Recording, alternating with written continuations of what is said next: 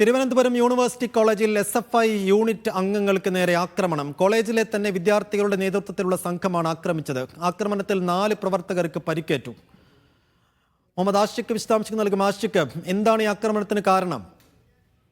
സൈഫുദ്ദീൻ, നേരത്തെ തന്നെ കോളേജിലുണ്ടായ സംഘർഷങ്ങളുടെ തുടർച്ച എന്ന നിലയിലാണ് അന്ന് ആക്രമണം നടത്തിയ വിദ്യാർത്ഥികളുടെ ഭാഗത്തുനിന്ന് SFI പ്രവർത്തകർക്ക് നേരെ ഇന്നലെ രാത്രി ആക്രമണം നടന്നത്. ഇന്നലെ രാത്രി ശംഖുമുഖം ബീച്ചിൽ വെച്ചായിരുന്നു ആക്രമണം. കോളേജിൽ യൂണിറ്റ് സമ്മേളനത്തിന് ശേഷം ശംഖുമുഖം ബീച്ചിലേക്ക് പോയിരുന്ന SFI പ്രവർത്തകർക്ക് നേരെയാണ് ആക്രമണം ഏറ്റത്. 4 SFI പ്രവർത്തകർക്ക് ഇതിൽ ആക്രമണത്തിൽ പരിക്കേറ്റു. മാരകായുധം കൊണ്ട് വെട്ടി പരിക്കേൽപ്പിക്കുകയായിരുന്നു. ഇതിലൊരാൾക്ക് ഏറ്റിരിക്കുന്ന പരിക്ക് ഗുരുതരമാണ്.